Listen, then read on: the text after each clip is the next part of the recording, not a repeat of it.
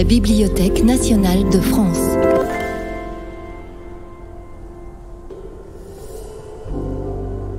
Les portraits de la BNF.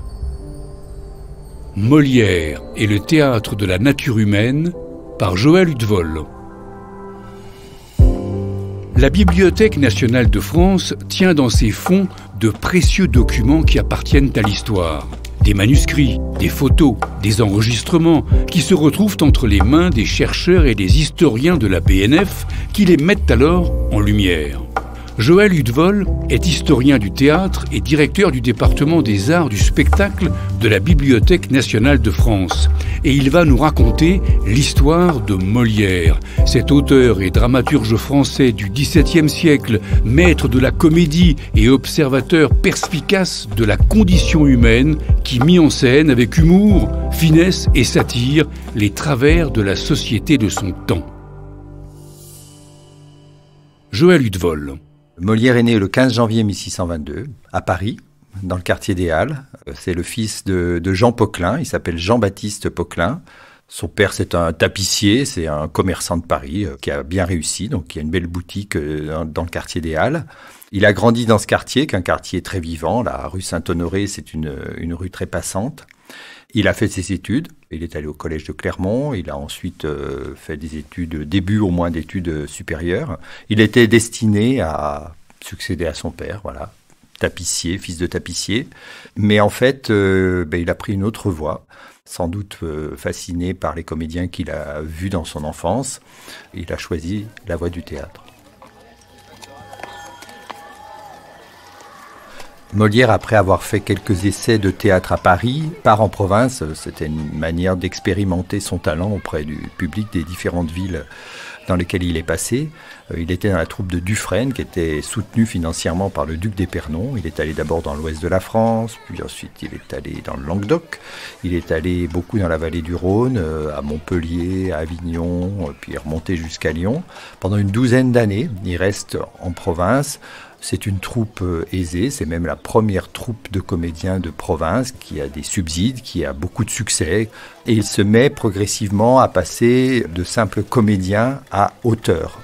Et donc il commence à écrire des petites farces et une première pièce qui est L'Étourdi, qui a été créée à Lyon, qui est inspirée d'une pièce italienne qui s'appelle L'Inadvertito de Beltrame, donc qui est très influencée par la Commedia dell'arte.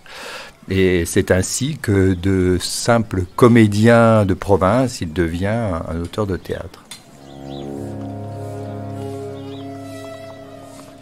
L'Étourdi est une comédie en 5 actes écrite par Molière en 1655.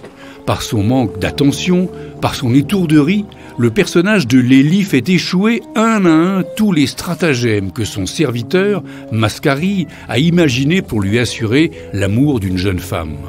Et dans la scène 1 de l'acte 3, Mascarille, découragé, s'adresse alors à lui-même.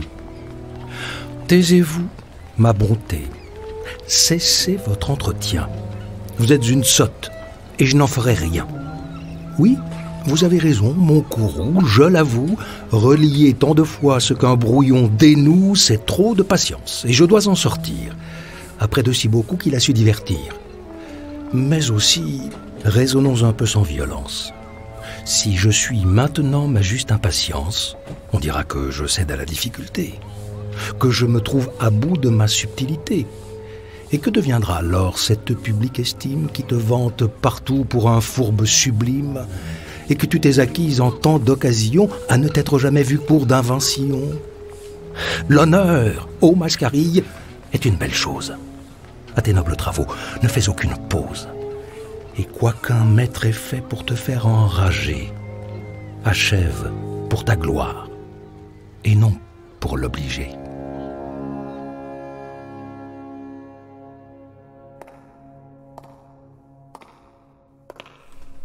Donc nous sommes ici sur le site Richelieu de la Bibliothèque nationale de France, dans le quartier où Molière est né et où il est mort. Nous sommes devant un portrait de Molière par Nicolas Mignard. C'est un portrait assez étonnant parce que c'est Molière dans un rôle de tragédien. Il est face à nous, un peu de trois quarts, avec une couronne de laurier, un habit militaire à la romaine. Il est dans le rôle de César, dans La mort de Pompée de Pierre Corneille. C'est un tableau qui a été peint pendant la période où Molière était en province, puisqu'il a séjourné quelque temps à Avignon. C'est l'époque où Molière non seulement est un acteur, mais commence à s'essayer à écrire des pièces, et notamment L'Étourdi, qui sera donc créé à Lyon dans ces années-là.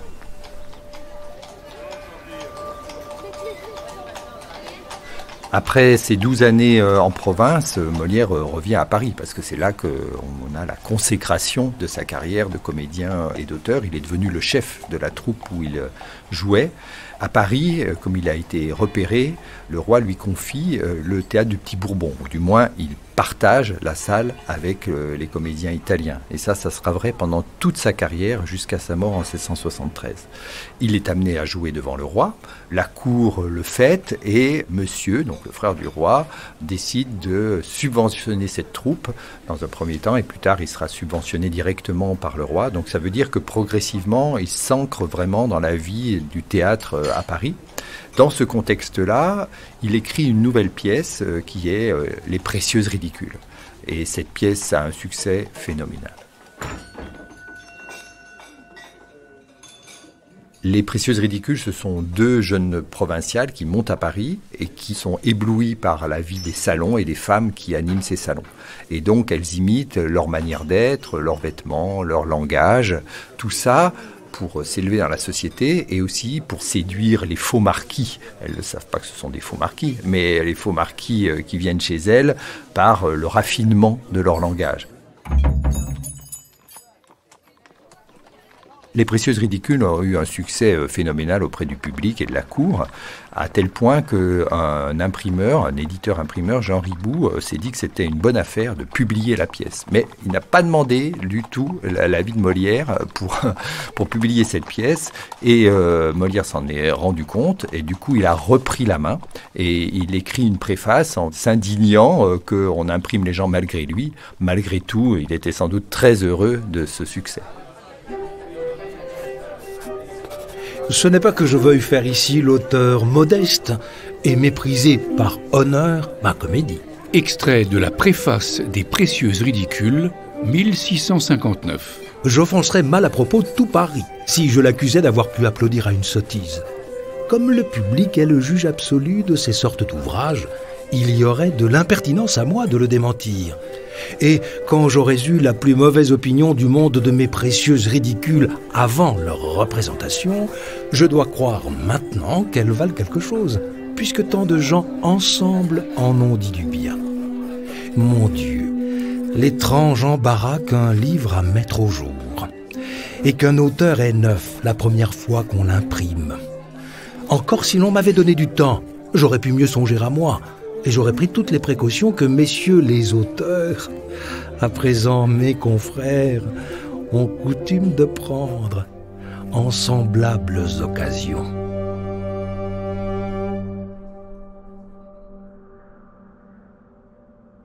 En 1659, Molière a 37 ans et savoure l'immense succès populaire que rencontrent Les Précieuses Ridicules. Jusqu'alors, des femmes de lettres contemporaines de Molière, comme Mademoiselle de Scudéry ou Madame de Lafayette, incarnant l'idéal précieux et valorisant le bel esprit, la galanterie, n'étaient pas perçues comme faisant partie d'un même mouvement littéraire. Mais à la suite des Précieuses Ridicules de Molière, la préciosité est identifiée comme un genre littéraire en soi. Et ces observations de la mondanité ne sont que le commencement de la quête sociologique du dramaturge. Joël Huttevol. Molière, avec les succès de ses premières pièces, Les Précieuses Ridicules, L'École des Maris, se sent de plus en plus sûr de lui et va de plus en plus loin en fait dans l'observation qu'il fait de la nature humaine et de la société qui l'entoure. Et en 1662, il écrit une pièce, L'École des femmes, qui est une de ses comédies les plus célèbres, qui provoque beaucoup de troubles et finalement de polémiques dans la société de l'époque, parce qu'elle touche à un point très sensible qui est l'éducation des femmes, la manière dont les femmes sont traitées par les hommes dans le mariage. Et il met sur scène, avec beaucoup de dérision, d'ironie, ces règles absurdes de soumission de la femme au mari. Dans l'école des femmes, on a le personnage d'Arnolphe, que jouait Molière, qui est le personnage central. C'est une sorte de vieux barbon qui veut épouser une jeune femme, qui le rend la plus sotte possible et la plus ignorante possible de ce qu'est le monde, dans l'espoir qu'ensuite elle sera incapable de le tromper. La pièce montrera qu'il a tort. Arnolphe s'adressant à Chrysalde. Épouser une sotte est pour n'être point sot. Je crois en bon chrétien votre moitié fort sage. Extrait de la première scène, du premier acte de l'École des femmes, 1662. Mais une femme habile est un mauvais présage et je sais ce qu'il coûte à de certaines gens pour avoir pris les leurs avec trop de talent. Chrysalde de lui répondre.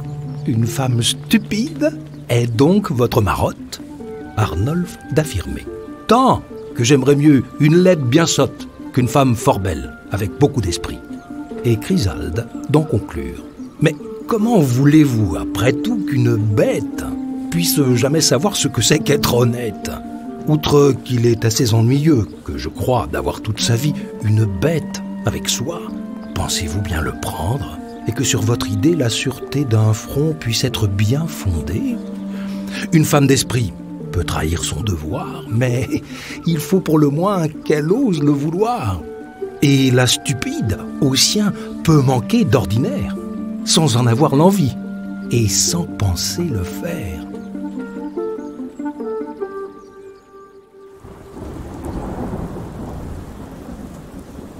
La réaction du public à la sortie de l'École des femmes, en 1662, fut extrêmement polarisée. Quand certains furent captivés, enchantés, séduits par la pièce, d'autres voix s'élevèrent en reprochant à Molière de promouvoir l'ignorance et l'assujettissement des femmes. L'auteur vit ainsi son théâtre devenir l'arène d'une lutte pour les valeurs de l'époque. En 1665, Molière surprit à nouveau en présentant un personnage atypique qui défiait alors les normes sociales et religieuses de son époque, le Don Juan. Joël Hudevol. Don Juan, c'est une pièce majeure de l'œuvre de Molière et pourtant, c'est une pièce qu'il a écrite un peu comme un opportuniste et qui a été jouée qu'en 1665. Parce que habituellement, à Carnaval, les Italiens qui partageaient son théâtre faisaient un Don Juan.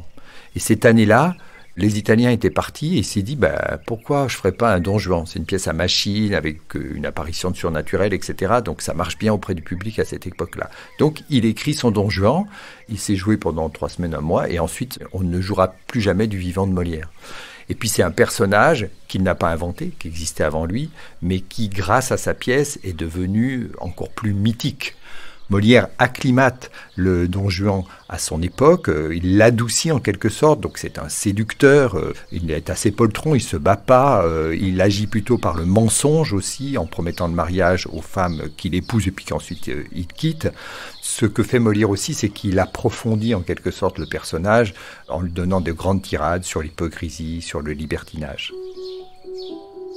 La belle chose de vouloir se piquer d'un faux honneur d'être fidèle, de s'ensevelir pour toujours dans une passion et d'être mort dès sa jeunesse à toutes les autres beautés qui nous peuvent frapper les yeux. La tirade de l'inconstance, Don Juan, 1665. Non, la constance n'est bonne que pour des ridicules. Toutes les belles ont droit de nous charmer. Et l'avantage d'être rencontrée la première ne doit point dérober aux autres les justes prétentions qu'elles ont toutes sur nos cœurs. Pour moi, la beauté me ravit partout où je la trouve et je cède facilement à cette douce violence dont elle nous entraîne. J'ai beau être engagé, l'amour que j'ai pour une belle n'engage point mon âme à faire injustice aux autres.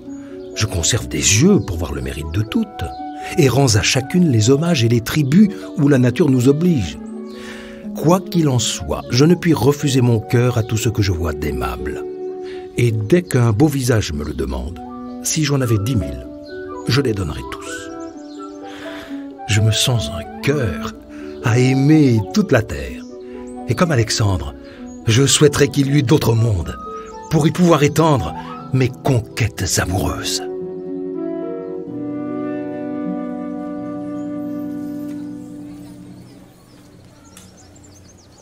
Le Don Juan de Molière, également connu sous le titre du Festin de Pierre, fut censuré peu après sa première représentation en février 1665. Car pour les autorités religieuses de l'époque, la pièce semblait promouvoir le libertinage à travers le personnage de Don Juan, provocateur et méprisant des conventions établies. Tout à l'inverse de Sganarelle, son valet, qui était, lui, la voix de la morale traditionnelle, bien loin des actions de son maître Volage.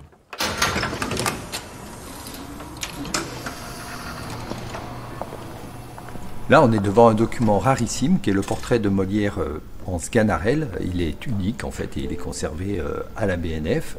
On voit Molière en pied dans le costume de Sganarelle. Alors c'est pas étonnant parce qu'en fait Sganarelle c'est lui qui le jouait, c'est lui qui l'a créé, qui l'a inventé, qui est dans plusieurs pièces, notamment Sganarelle ou le Cocu imaginaire où il apparaît. Puis ensuite en fait c'est le Sganarelle de Don Juan qui est le valet et le confident de Don Juan.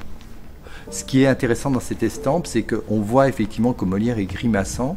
Il était extrêmement célèbre par son jeu très expressif et très visuel. Aujourd'hui, finalement, on n'imagine pas comme ça, mais c'est ce qui faisait son succès à l'époque. En 1666, Molière a 44 ans. C'est vraiment un artiste et un auteur de premier plan, chéri de la cour et du public parisien. Mais il ne cesse de vouloir approfondir son œuvre et il choisit d'écrire une grande comédie qui s'appelle Le Misanthrope, qui est une comédie très profonde dans ce qu'elle interroge la nature humaine sous différents angles. Cette grande comédie, elle met au centre de l'intrigue Alceste, un jeune noble, un jeune homme qui a du mal à trouver sa place dans la société, qui est très amoureux d'une mondaine, Célimène. Donc la pièce explore de manière assez fine et profonde les rapports amoureux. Et puis ils sont pris, ce couple d'amoureux, dans la société de leur temps, une société de cour où les codes, l'hypocrisie et les compromissions sont courantes. Alceste refuse cette manière de vivre, ça le déchire parce qu'il est très amoureux de Célimène, mais il refuse de ne pas être sincère et il finira finalement par se retirer du monde parce que c'est sans doute là qu'il sera face à lui-même et qu'il découvrira sa propre identité. Je hais tous les hommes. Les uns parce qu'ils sont méchants et malfaisants, et les autres pour être aux méchants complaisants. La tirade d'Alceste sur son rejet du genre humain dans Le Misanthrope, 1666. De cette complaisance, on voit l'injuste excès pour le franc scélérat avec qui j'ai procès. Au travers de son masque, on voit à plein le traître. Partout, il est connu pour tout ce qu'il peut être. Et ses roulements d'yeux et son ton radouci n'imposent qu'à des gens qui ne sont point d'ici. On sait que ce pied plat, digne qu'on le confonde par de sales emplois, s'est poussé dans le monde. Et que par eux, son sort de splendeur revêtu fait gronder le mérite et rougir la vertu. Quelques titres honteux qu'en tout lieu on lui donne, son misérable honneur ne voit pour lui personne. Nommez-le fourbe, infâme et scélérat maudit, tout le monde en convient et nul n'y contredit. Cependant, sa grimace est partout bienvenue. On l'accueille, on lui rit, partout il s'insinue. Et s'il est par la brigue un rang à disputer, sur le plus honnête homme on le voit l'emporter. Tête bleue, ce me sont de mortelles blessures de voir qu'avec le vice on garde des mesures. Et parfois, il me prend des mouvements soudains de fuir dans un désert l'approche des humains.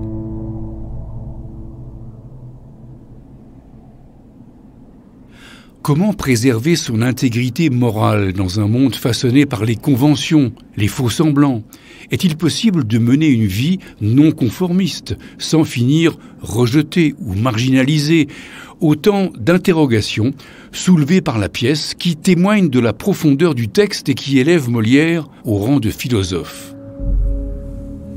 Mais l'auteur ira encore plus loin dans son exploration de la condition humaine en proposant 2 ans plus tard, une pièce au registre très particulier où se mêlent comédie et surnaturelle.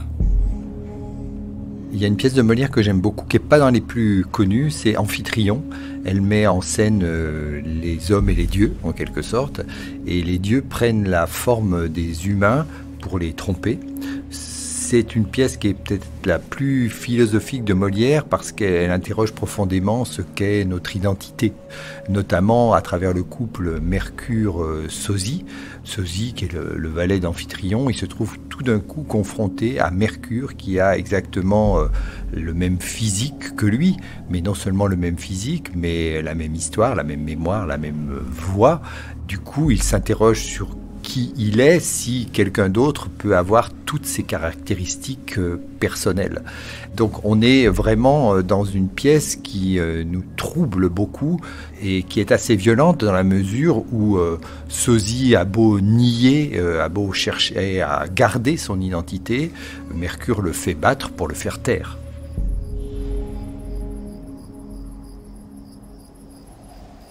Tes coups n'ont point en moi fait de métamorphose. Et tout le changement que je trouve à la chose, c'est d'être Sosie battu. Le personnage de Sosie, s'adressant à Mercure, dans la scène 2 de l'acte 1 d'Amphitryon, 1668. Je ne puis m'anéantir pour toi et souffrir un discours si loin de l'apparence. Être ce que je suis est-il en ta puissance? Et puis-je cesser d'être moi? Il ne ment pas d'un mot à chaque répartie, et de moi je commence à douter tout de bon. Près de moi, par la force, il est déjà Sosie. Il pourrait bien encore l'être par la raison. Pourtant, quand je me tâte et que je me rappelle, il me semble que je suis moi. Ou puis-je rencontrer quelque clarté fidèle pour démêler ce que je vois, ce que j'ai fait tout seul et que n'a vu personne. À moins d'être moi-même, on ne le peut savoir. Je ne saurais nier, aux preuves qu'on m'expose, que tu ne sois Sosie. Et j'y donne ma voix. Mais si tu l'es, dis-moi qui tu veux que je sois. Car encore faut-il bien que je sois quelque chose.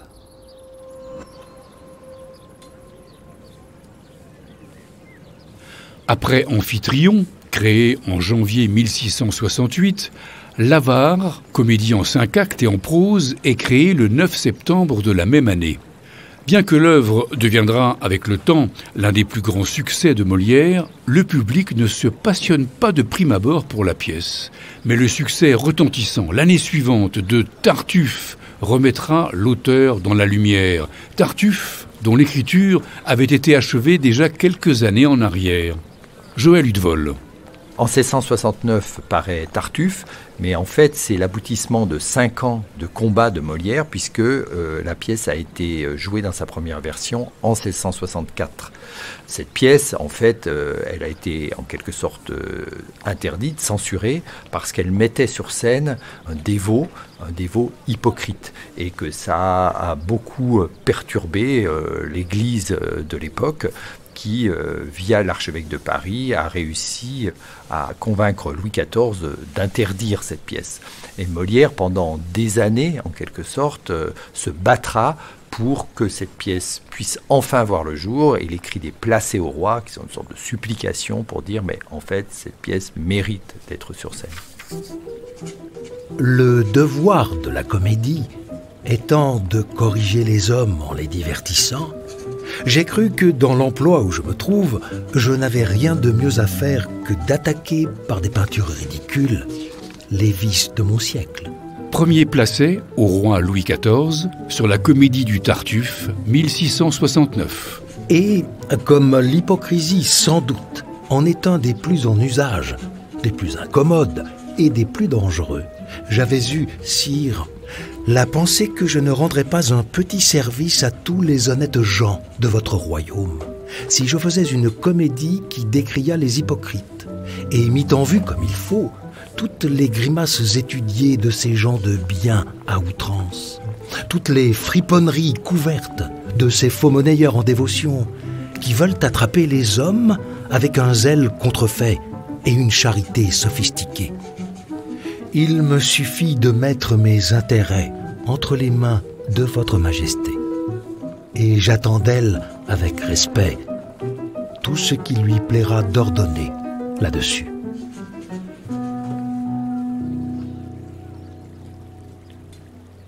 À l'issue de ce combat, Molière obtient de Louis XIV que sa pièce soit publiée et donc jouée. En fait, Molière s'est battu, mais en même temps, Molière a aussi retravaillé sa pièce. Il a fait aussi quelques pas pour être accepté par la société de son temps, par l'Église notamment. Le Tartuffe a constitué en quelque sorte une libération. Molière est ensuite extrêmement prolifique. En 1670, il écrit Le bourgeois gentilhomme, qui est joué à Chambord, là encore devant le roi. Il écrit encore Les femmes savantes. C'est un auteur très apprécié, entouré, en plein développement de sa carrière, jusqu'au moment où il écrit Le malade imaginaire en 1673. Le malade imaginaire est une comédie-ballet en 3 actes au centre de laquelle se trouve le personnage d'Argan, interprété par Molière, un hypocondriaque qui cherche à marier sa fille à un médecin pour avoir un gendre tout dévoué à sa santé. Le 17 février 1673, la troupe du roi, emmenée par Molière, monte sur scène pour la 4e représentation de cette pièce qui sera en fait la dernière œuvre du dramaturge, puisqu'il meurt le soir même. En fait, Le malade imaginaire, c'est devenu une pièce emblématique parce que Molière est mort le jour de la 4e représentation du malade imaginaire. Et de là, ça a déclenché une sorte de mythologie autour de la pièce. D'une part, il serait mort sur scène, alors qu'il n'est pas mort sur scène, en fait, il est mort chez lui, entouré des siens. Il aurait joué son propre personnage, comme s'il avait été malade depuis très longtemps. En fait, il y avait une sorte d'épidémie de grippe. Il est mort du Covid de 1673. En fait, Molière, il n'était pas du tout souffreteux, et en plus la pièce est comme mise en abîme puisque Argan est un malade imaginaire, qu'il fait semblant d'être mort pour faire éclater la vérité des sentiments de sa femme. Donc tout ça crée une sorte de creuset qui a donné lieu à beaucoup de légendes en fait. Donc là, on est face à un document extrêmement précieux qui est le registre de Lagrange, qui est conservé dans les archives de la Comédie Française. C'est un registre établi par Charles de Lagrange, qui était le bras droit de Molière, un ami très très proche, et qui non seulement note au fil des années et des jours les recettes des pièces qu'on a jouées, ce qu'on a répété, etc., mais qui note aussi tous les événements majeurs qui ont eu lieu dans la troupe. Il écrit dans son registre, à la date du 17 février, ce même jour, après la comédie sur les 10 heures du soir, M. de Molière mourut dans sa maison, rue de Richelieu, après avoir joué le rôle du dit malade imaginaire. Son corps est enterré à Saint-Joseph, aide de la paroisse Saint-Eustache. Il y a une tombe surélevée d'1 pied hors de terre. Dans le désordre où la troupe se trouva après cette perte irréparable, le roi eut dessein de joindre les acteurs qui la composaient aux comédiens de l'Hôtel de Bourgogne. C'est la première étape vers la naissance de la Comédie Française.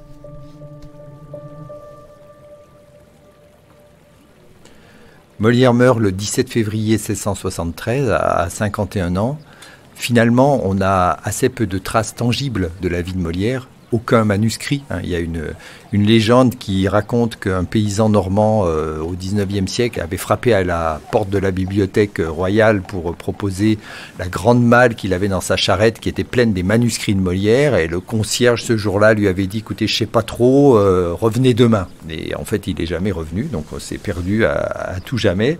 Donc on a assez peu de traces de sa vie, et pourtant c'est un personnage extrêmement connu, son visage, tout le monde le reconnaît. Donc ça fait partie du mystère Molière, et finalement ce qui fait son intérêt, c'est vraiment avant tout son œuvre. C'est plus de 30 pièces qui sont jouées de plus en plus et dans des esthétiques extrêmement diverses.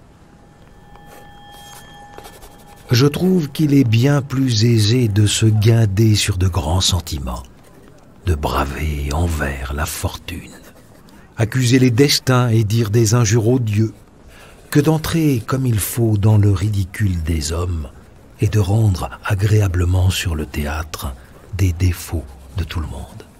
Molière, sur l'art de la comédie et de la satire sociale, 1663. Lorsque vous peignez des héros, vous faites ce que vous voulez. Ce sont des portraits à plaisir. où l'on ne cherche point de ressemblance, et vous n'avez qu'à suivre les traits d'une imagination qui se donne l'essor, et qui souvent laisse le vrai pour attraper le merveilleux. Mais lorsque vous peignez les hommes, il faut peindre d'après nature. On veut que ces portraits ressemblent, et vous n'avez rien fait si vous n'y faites reconnaître les gens de votre siècle. En un mot, dans les pièces sérieuses, il suffit, pour n'être point blâmé, de dire des choses qui soient de bon sens et bien écrites.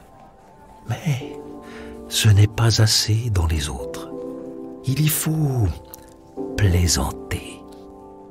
Et c'est une étrange entreprise que celle de faire rire les honnêtes gens.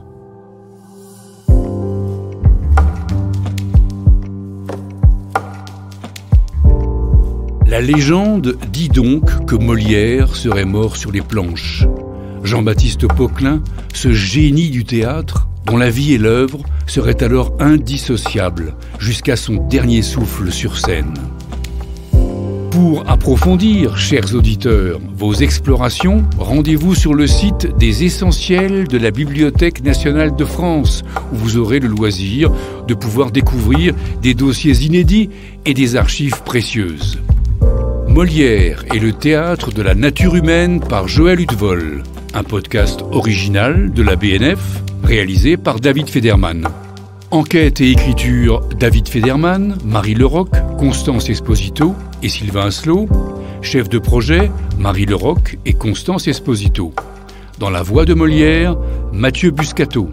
Narration, Pierre Veille.